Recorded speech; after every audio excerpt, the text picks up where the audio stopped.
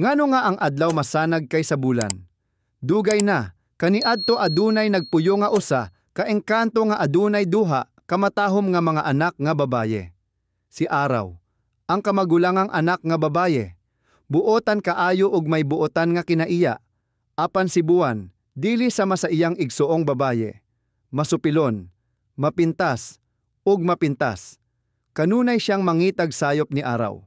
Usa ka gabii, sa dihang ang engkanto mipauli gikan sa iyang mga rambol sa gabii ug nakita si Buwan nga gidagmalan sa iyang magulang nga babaye.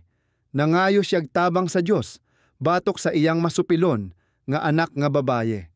Sa wala pa kini nga panahon, ang Dios nag-andam og bililhon kaayo nga mga gasa alang sa duha ka managsuon.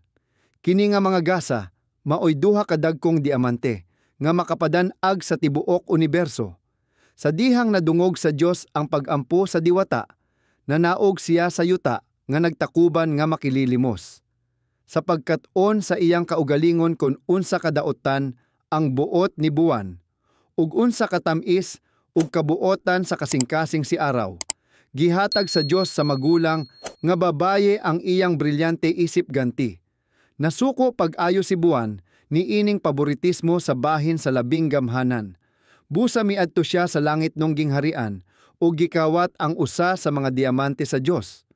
Unya mibalik siya sa yuta dala ang bililhong bato. Apan didto iyang nakaplagan nga ang iyang mutya dili kaayo hayag kaysa kang Araw. Sa dihang mibalik ang Dios sa langit ug nahibaluan ang gibuhat ni Buwan, nagpadala siyag duha ka anghel aron pagsilot kaniya. Apan giabusohan sa mga anghel ang ilang buluhaton. Ilang gidakop ang duha ka managsuon ug gitambog sila ngadto sa dagat. Unya ilang gisalibay ang duha ka bato pataas ngadto sa langit. Ug didto kini mitapot. Apan ang brilyante ni Araw mas dako ug mas hayag kaysa gikawat ni Buwan. Human niadto ang mas dakong mutya gitawag og Araw, adlaw o adlaw. Ug ang mas gamay, buwan, bulan. Ngano nga ang adlaw masanag kaysa bulan?